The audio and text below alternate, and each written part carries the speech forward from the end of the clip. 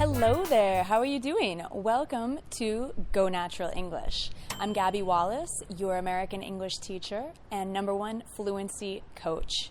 On today's episode, I'd like to answer a question from a Go Natural English audience member, Stephanie from Indonesia. And Stephanie asks, how do I practice English when I live in a country where people don't speak English as the official language? So I think that's a great question because I know a lot of you Go Natural English audience members are from countries all over the world, from Brazil to Thailand.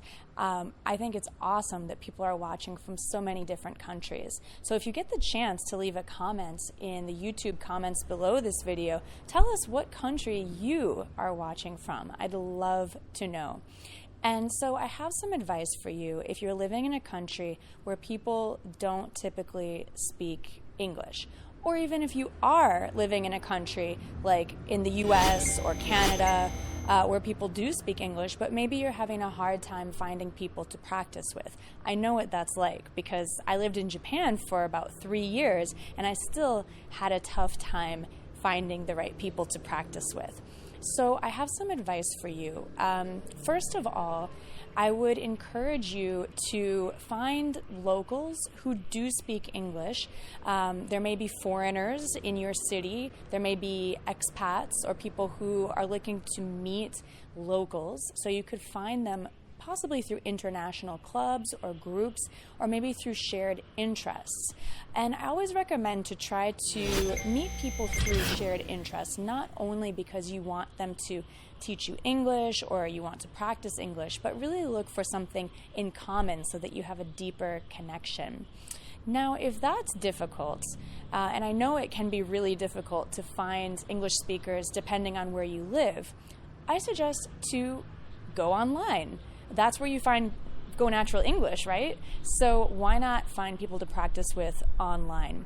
So you could try for a language exchange, and I spoke in a previous episode about some different sites where you could find that. But what I really recommend to practice your English online is to actually invest in some online lessons.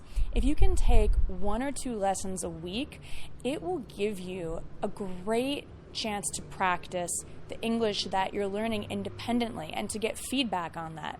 And actually, my friends at 𝒂𝒏𝒁 are offering a free trial of their premium English lessons. So if you haven't tried that already, I really recommend that you try that as a way to practice your English. It's a special offer just for the Go Natural English audience. So for you especially, come on over to gonaturalenglish.com/verbling, VERBLING, to sign up for your free trial lesson of premium 1-to-1 lessons at 𝒂𝒏𝒁. So let's see, we talked about taking lessons online. We talked about finding a language exchange partner online, and we also talked about finding people in your local area. You have to be a little bit creative, and sometimes I know that it might be difficult to find people even with those 3 ways. So my next suggestion is a little bit different. You might say I'm thinking outside the box, but I think that's the best way sometimes as an independent learner, is to be a bit creative with your learning.